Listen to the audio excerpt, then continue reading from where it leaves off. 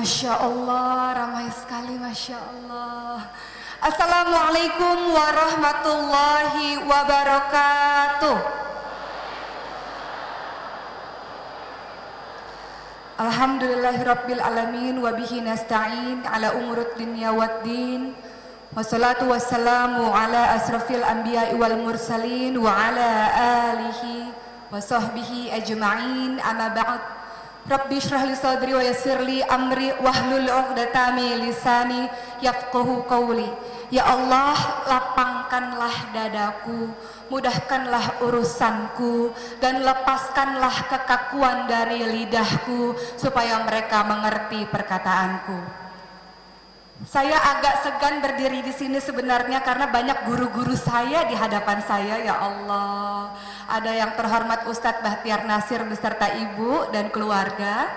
Ini guru saya, Bu, Pak. Ustadz Bahtiar Nasir ini yang datang memberikan nasihat pernikahan di pernikahan saya, memberikan ceramah ketika anak saya akikah. Jadi ini guru saya dan suami saya. Kemudian ada Ustadz Didin Hafidudin. Nah, ini Ustadz guru saya juga, Ustadz Bapak Hasbullah, mewakili Ibu Hovifah yang tidak sempat hadir pada hari ini. Ustadz Deden di mana Ustadz Deden? Ada juga hari ini, ada di belakang. Dan seluruh bapak dan ibu yang sangat saya hormati. Saya berdiri di sini mungkin sebagai adik, ada yang usianya anaknya sebaya sama usia saya, Bu, Pak ya. Saya masih 26 tahun sehingga sebenarnya agak segan berdiri di sini karena secara pengalaman justru bapak dan ibu memiliki pengalaman yang jauh lebih banyak daripada saya yang masih terus belajar untuk menjadi seorang istri dan ibu. Anak saya baru umurnya 6 bulan soalnya. Jadi masih belum banyak pengalaman dibanding ibu dan bapak. Ketika diamanahkan untuk memberikan sedikit berbagi, menyampaikan ayat-ayat Al-Quran maupun hadis tentang bagaimana peran ibu yang luar biasa terhadap anak, ini pun saya tujukan kepada diri saya pribadi. Semuanya diawali dengan memilih pasangan yang baik terlebih dahulu. Maka benarlah kata Rasulullah Sallallahu Alaihi Wasallam, jangan pilih perempuan-perempuan cantik yang tumbuh di tempat yang tidak baik. Untuk menjadi ibu yang baik, saya pun sedang belajar seperti itu. Untuk menjadi ayah yang baik, ternyata semua itu diawali dengan pertama memilih pasangan dulu yang terbaik. Bagaimana perempuan diibaratkan di dalam Al-Quran seperti sebuah ladang. Sehebat apapun bibit itu dari para laki-laki, wahai anda para laki-laki, sebagus apapun bibit itu, ketika ditanamkan di ladang yang gersang, di ladang yang kering, maka tidak akan tumbuh menjadi pohon yang bagus, tidak akan tumbuh menjadi tumbuh-tumbuhan yang bagus. Maka ladang sangat menentukan. Siapa ladang itu? Perempuan. Zaman sekarang susah nggak, Pak? Nih teman-teman muda yang laki-laki yang mau menikah, cari perempuan solihah, susah tidak? Susah ya? Kalau carinya di Masjid Istiqlal, carinya di Akel, carinya di tempat-tempat yang baik, insya Allah mudah. Tapi kalau carinya di tempat maksiat, ya penuh dengan perempuan cantik, tapi penuh dengan maksiat. Coba tanya sama teman-teman yang belum menikah, mau suami solih? Banyak yang belum nikah ya, mau menikah atau jodohnya nggak datang-datang nih, ya. Berdoa terus tiap malam, ya Allah jodohku mana ya Allah. Atau sedang mencintai seseorang dalam diam. Ada ya? Jatuh cinta menderita nggak? Menderita ya. Tiap hari nangis. Lagi makan kebayang itu wajah, ya Allah ganteng bener nih orang. Ya. Lagi mandi kebayang itu wajah. Sampai lagi baca Al-Quran, muka tuh laki-laki ada di ayat-ayat suci Al-Quran. Itulah orang-orang yang sedang jatuh cinta. Tapi bagaimana cara memanage cinta itu? Mencintai dalam diam kalau belum sanggup untuk menikah. Ya, tapi ada perempuan zaman sekarang, halo, mau nggak jadi pacar saya? Atau laki-laki, saya suka sama kamu. Kan Rasulullah menyuruh kita untuk mengatakan kalau cinta sama orang bilang aja. Maka para laki-laki mengatakan, uhibbuki fillah, saya mencintaimu karena Allah. Salah sasaran. Rasulullah memang menyuruh Karena ada satu sahabat bilang, wahai Rasul, aku cinta dia. Kata Rasul, apa? Kalau engkau cinta dia, sampaikan pada dia. Tapi laki-laki dengan laki-laki, perempuan dengan perempuan, bukan laki-laki dengan perempuan, dengan modus karena Allah, cintanya karena Allah. Ini Bapak Ibu, pembahasan sebentar ya tentang jatuh cintanya para ABG. Ibu-ibu dan bapak-bapak kan dulu pernah ABG juga ya. Ya, modus itu cinta karena Allah. Wahai calon istriku, udah calon padahal nikahnya 5 tahun lagi. PHP, pemberi harapan palsu. Aku tuh nggak ngapa-ngapain, pacaran syariah. Ada nggak pacaran syariah? Pacaran syariah tuh pacarannya di Masjid Istiqlal nih, datang bareng-bareng berduaan, tadi boncengan, aduh. Kan pacarannya nggak ngapa-ngapain.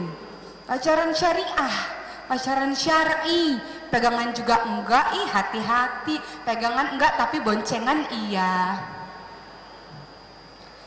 Kalau menginginkan suami yang baik, istri yang baik, terlebih dahulu cari pasangan yang baik. Rasulullah Shallallahu Alaihi Wasallam sudah mengajarkan kita ada 4 hal yang harus dipilih sebelum kita nanti membahas tentang tugas seorang ibu yang menjadi generasi pendidik pertama dari semua pendidik. Ada 4 kata Rasul, pilih pasangan yang belum menikah, khusus yang belum menikah, kecuali bapaknya mau nikah lagi. Oh enggak ya Pak? Cukup 1?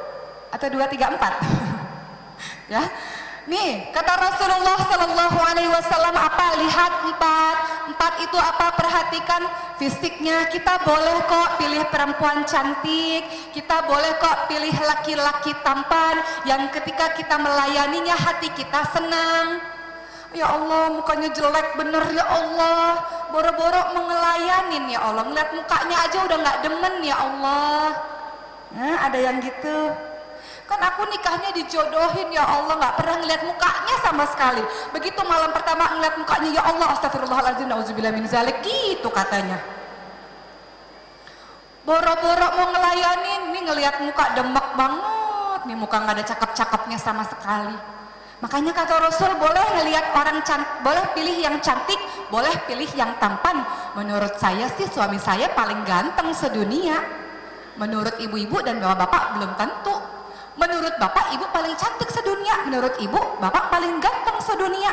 Boleh ngelihat wajahnya, tampannya, cantiknya. Makanya sebelum nikah itu lihat dulu wajahnya.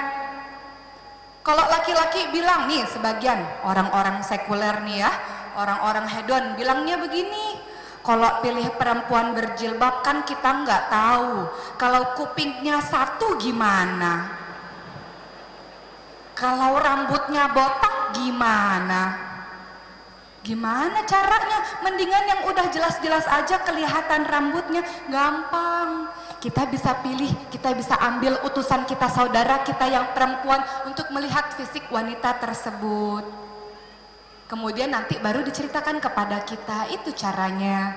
Kemudian yang kedua, lihat keturunannya. Apakah berasal dari keturunan yang baik-baik atau tidak? Karena ternyata mereka itu sangat berpengaruh terhadap diri pribadi seseorang.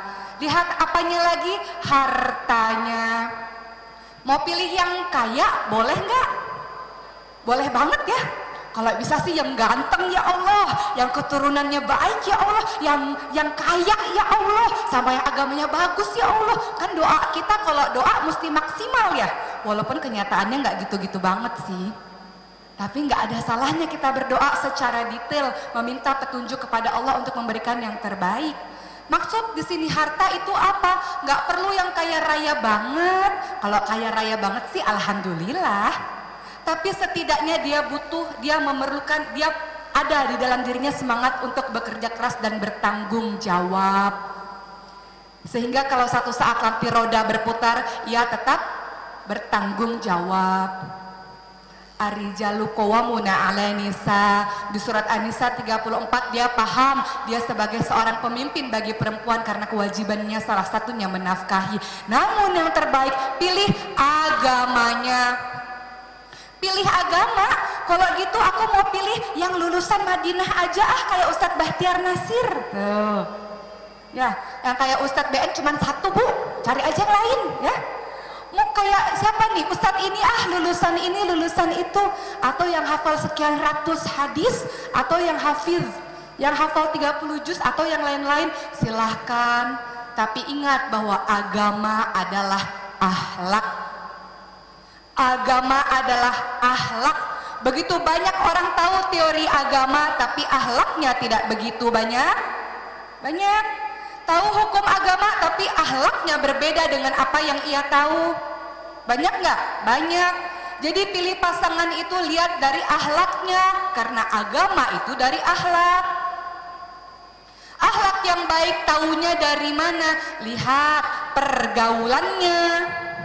Karena teman-teman itu cerminan dari dirinya. Aku tuh baik, iya, tapi baik di lingkungan maksiat, sama aja. Standar baiknya orang yang buat maksiat sama standar baiknya orang-orang solih berbeda. Kalau pergaulannya sudah buruk, jangan dipilih. Kan kita sudah tahu ketika kita berteman dengan penjual minyak wangi, kecipratan wangi. Kita berteman dengan pandai besi, kecipratan api. Pilih yang akhlaknya baik. Kenapa sih harus yang akhlaknya baik, harus yang agamanya baik? Karena kata Hasan bin Ali dikatakan, kalau engkau memilih agamanya, ketika dia mencintaimu, dia akan memuliakanmu. Ketika dia tidak mencintaimu, dia tidak akan menzolimimu. Sehingga kalau ada bapak-bapak yang dipilih oleh ibu karena agama, dia paham sang bapak-bapak ini apa pahamnya. Kata sabda Nabi apa? La tadribul wajah. Bapak-bapak kalau lagi marah, kalau agamanya baik, nggak mungkin mukul wajah istrinya. La tuqabbih, tidak mungkin mencaci maki. Semarah-marahnya orang yang punya agama baik, tidak ada keluar caci maki itu, apalagi kata-kata kebun binatang, tidak ada. Kenapa? Karena dia orang beriman, takut kepada Allah. Kemudian yang ketiga apa? Kalau pilih suami dari yang baik itu, agamanya baik, maka la tahjur ila fil bait, dia tidak mendiamkan, tidak memboikot sang istri kecuali di rumahnya sendiri. Lihat tuh adab-adabnya tuh. Itu dia. Pertama diawali dengan memilih pasangan yang baik terlebih dahulu. Memilih pasangan baik berikutnya, kalau ingin menjadi ibu-ibu hebat, bapak-bapak hebat, setelah memilih pasangan yang baik, kemudian yang kedua, wahai teman-teman yang belum menikah, prosesnya pun harus baik. Engkau mengatakan menikah untuk menyempurnakan agamamu setengah din, tapi engkau rusak proses itu dengan proses-proses yang kotor. Apa itu proses yang kotor? Laki-laki dan perempuan berduaan, sesolih apapun engkau, pasti engkau akan terjerumus juga. Betul nggak? Nggak peduli, setan tidak pandang bulu, mau jilbabnya panjang, mau janggutnya panjang, kalau sudah berduaan, setan akan bujuk lewat situ. Maka ada perempuan-perempuan yang tidak bisa menjaga kesucian dirinya. Bahkan ada sebuah kisah nyata, saya ingin menceritakan ini, biasanya saya sering ceritakan supaya menjadi pembelajaran bersama. Kisah nyata yang saya dengar waktu saya awal kuliah. Ikhwan dan akhwat, laki-laki solih dan perempuan solihah hendak melangsungkan pernikahan beberapa bulan ke depan. Pada hari itu mereka hendak mencari rumah, hendak melihat-lihat rumah. Namun pada hari itu tidak ada satu keluarga pun yang bisa mendampingi mereka untuk melihat rumah. Lalu apa yang terjadi? Terpaksa sekali ikhwan dan akhwat ini, laki-laki baik dan perempuan baik ini, akhirnya satu mobil berdua, nggak ada siapa-siapa yang bisa menemani. Akhirnya pergilah ke sebuah rumah yang mereka mau beli rumah itu. Masuk ke dalam rumah itu, apa yang terjadi? Sang perempuan masuk ke dalam kamar mandi, ternyata banyak kecoaknya. Perempuannya ketakutan, jerit-jerit. Sang laki-laki pun menyelamatkan, masuk ke dalam kamar mandi. Sudah bisa ditebak apa yang terjadi? Selanjutnya di rumah kosong itu dengan lihai setan membujuk, akhirnya terjadilah. Kata si Ikhwan, laki-laki solih itu, tenang wahai calon istriku, sebentar lagi kita juga akan menikah. Tinggal kita bertaubat kepada Allah saja. Namun di detik-detik menjelang hari pernikahan dapat kabar sang calon suami ketabrak meninggal dunia. sang perempuan pespek lagi hamil. Nauzubillah min zalik. Perempuan solihah, laki-laki solih yang hendak menikah, justru setan menggoda dengan sangat dahsyat. Ia pun hamil tanpa memiliki suami, zina. Di dalam Al-Quran bukan jangan berzina, tapi la taqrabu zina. Untuk menjadi calon ibu yang baik, pembuat generasi yang baik adalah orang-orang yang la taqrabu zina. Jangan mendekati zina. Zina para gadis, zina para lajang yang dilakukan adalah dicambuk 100 kali dan diasingkan selama 1 tahun supaya mereka bertaubat. Zina orang yang sudah menikah dirajam sampai mati. Apa itu dirajam? Dikubur sampai leher, dilempari batu sampai mati. Kenapa lebih berat hukumannya? Karena mereka sudah mendapatkan yang halal, sudah merasakan yang halal, tapi dia cari yang haram. Makanya hukumannya sangat berat. Itu Masya Allah, pilih pasangan yang baik.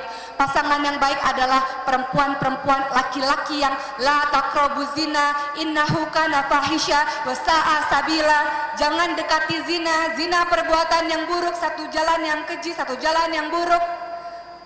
Allah tidak mengatakan jangan berzina, Allah katakan jangan dekati zina. Apa yang kau pandang ini yang haram adalah zina. Tapi orang-orang bilang pandangan pertama bonus, sehingga dipantengin terus tuh cewek cantik. Masya Allah, cantik bener nih cewek, Masya Allah. Ada yang begitu, kan pandangan pertama bonus. Kalau pandangan kedua baru harus dipalingkan. Kalau gitu pantengin aja tuh cewek cantik. Tuh hati-hati. Memandang yang haram adalah zina, mendengar yang haram adalah zina, memegang yang haram adalah zina, melangkahkan kaki ke tempat-tempat haram zina, hati memikirkan yang bukan haknya adalah zina. La taqrabu zina. Semoga kita terlindung dari perbuatan zina, karena ternyata sekian persen di kota di Indonesia ini sudah tidak rawan lagi. Puluhan persen, dikatakan sampai 60% gadis-gadis tidak perawan lagi. Menyedihkan? Menyedihkan. Bagaimana engkau bisa menjadi ibu yang mencetak generasi-generasi hebat kalau masa mudamu kau hancurkan dengan perbuatan-perbuatan seperti itu? Makanya Rasulullah SAW bersabda, ada 7 golongan orang yang akan dinaungi oleh Allah nanti. Kelak tidak ada seorang pun yang dapat menaungi, menolongnya kecuali Allah. Salah satunya adalah pemuda yang tumbuh dalam ketaatan kepada Allah. Rasul dan Allah sendiri nggak bilang orang tua yang taat padaku, tidak. Orang tua justru emang harus taat karena udah bau tanah. Kalau nggak taat aneh. Nenek-nenek maksiat aneh karena udah ringkih, udah nggak kuat. Tapi justru anak-anak muda yang apabila mereka menahan hawa nafsunya, mereka tahan gejolak hawa nafsunya, maka itulah yang akan dinaungi oleh Allah. Mereka mampu melakukan maksiat tapi mereka tahan karena takut pada Allah. Yang berikutnya siapa? Pemuda-pemuda yang diajak zina oleh perempuan cantik tapi dia menolak karena dia takut pada Allah. Itu orang-orang yang akan mendapatkan naungan dari Allah luar biasa. Masya Allah. Maka apa yang harus dilakukan? Di surat An-Nur 30-31 ini kita membahas nanti untuk menjadi ibu yang hebat. Pertama dulu, dari awal ini selain menjadi diri yang baik, pasangan yang baik, prosesnya baik. Caranya seperti apa? Belajar dari surat An-Nur 30-31. Qulil mu'minin yaghuddu min absarihim wa yahfadzu furujahum. Qulil mu'minat yaghuddna min absarihim wa yahfazna furujahun. Katakan pada, hanya untuk yang beriman saja. Katakan pada laki-laki beriman, jaga pandangan, jaga kemaluan. Katakan pada perempuan-perempuan beriman, jaga pandangan, jaga kemaluan. Pandangan, kemaluan dijaga. Jaga kesucian dirimu, jaga kesucian anak-anak perempuanmu. Zaman sekarang ibu-ibu justru mengatakan, bapak-bapak justru mengatakan, malam minggu nak nggak pergi sama pacar. Ada yang begitu? Masih jomblo saja. Ada yang begitu? Kok jomblo sih, pergi sana berduaan tuh sama pacar, khusus malam minggu boleh pulang sampai jam 12 malam. Ada yang begitu? Dirimu menjerumuskan anakmu sendiri. Bagaimana kita lihat tengah malam anak-anak perempuan keluyuran, di mana orang tuanya? Banyak nggak? Bu, Pak, banyak nggak anak perempuan keluar dengan baju-baju terbuka dengan laki-laki naik motor ke sana kemari, naik mobil pergi ke tempat-tempat hiburan malam? Banyak? Banyak. Di mana orang tuanya? Maka benarlah apa yang dikatakan oleh seorang anak pada Umar bin Khattab radhiyallahu anhu. Orang tua itu datang pada Umar bin Khattab dan mengadukan perbuatan anaknya. Wahai Umar, Amirul Mukminin, anakku ini durhaka sekali padaku. Apa kata Umar bin Khattab? Panggil anak itu kemari. Aku mau memberikan nasihat kepadanya. Sebelum Umar bin Khattab mengatakan nasihat pada anak itu mengatakan, tunggu dulu Amirul Mukminin.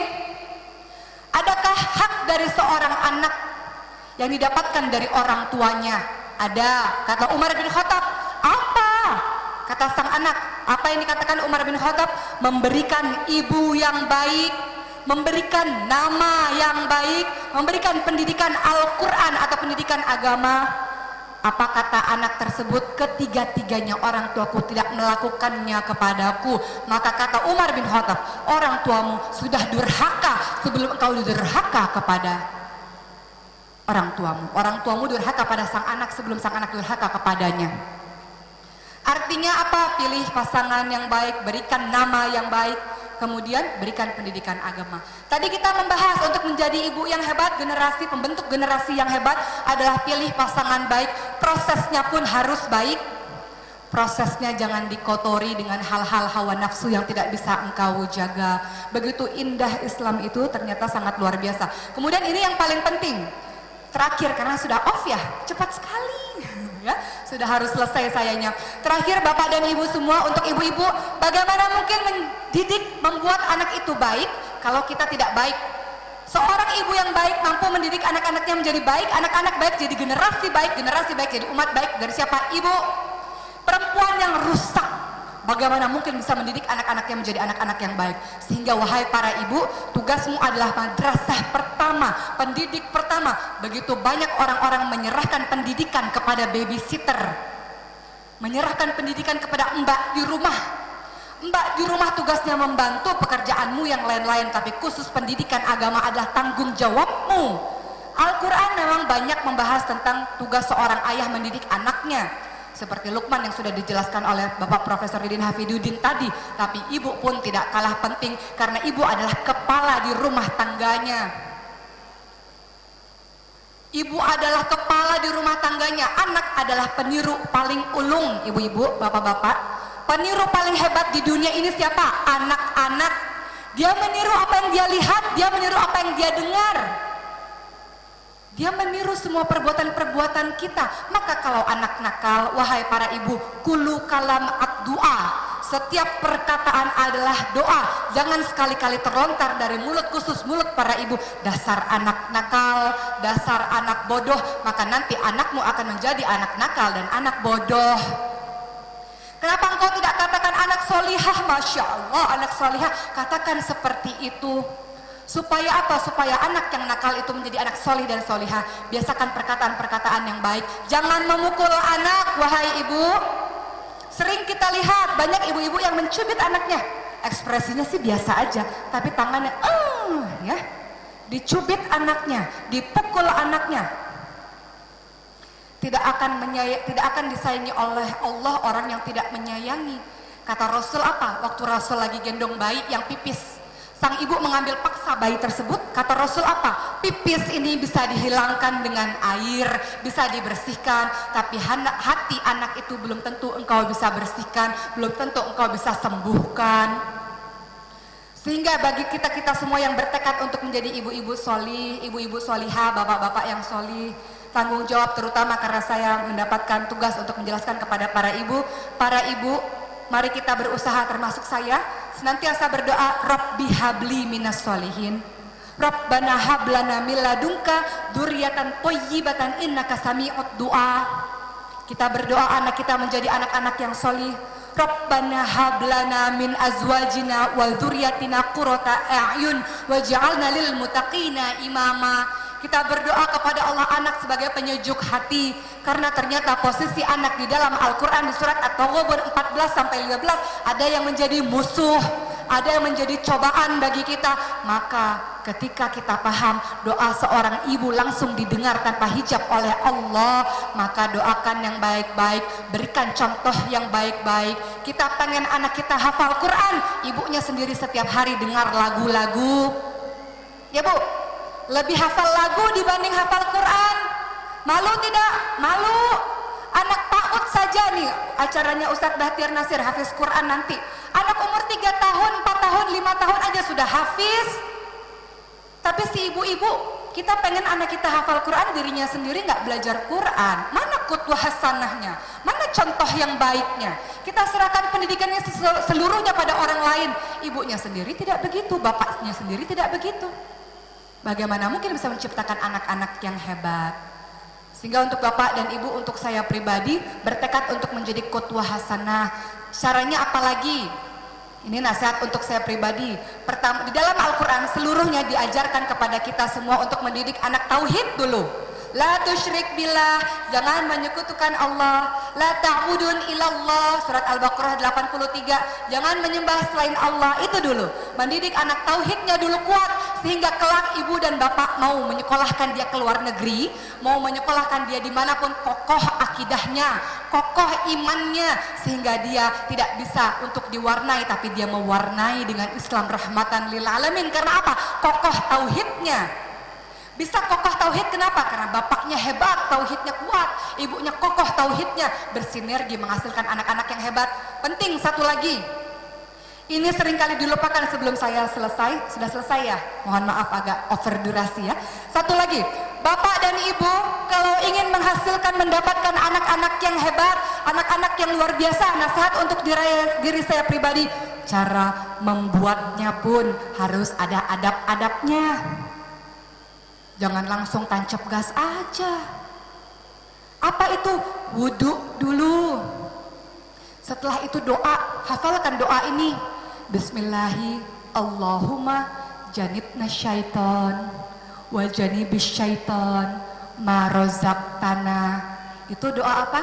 Doa berjimat, supaya anak yang lahir tidak diganggu oleh setan. Lihat, prosesnya baik, mulai dari pilih pasangan yang baik, cara pembuatannya, prosesnya baik, kemudian mendidiknya dengan Al-Quran dan Tauhid, maka ia akan menjadi generasi-generasi kebanggaan Allah dan Rasulullah. Mau Bu, Pak?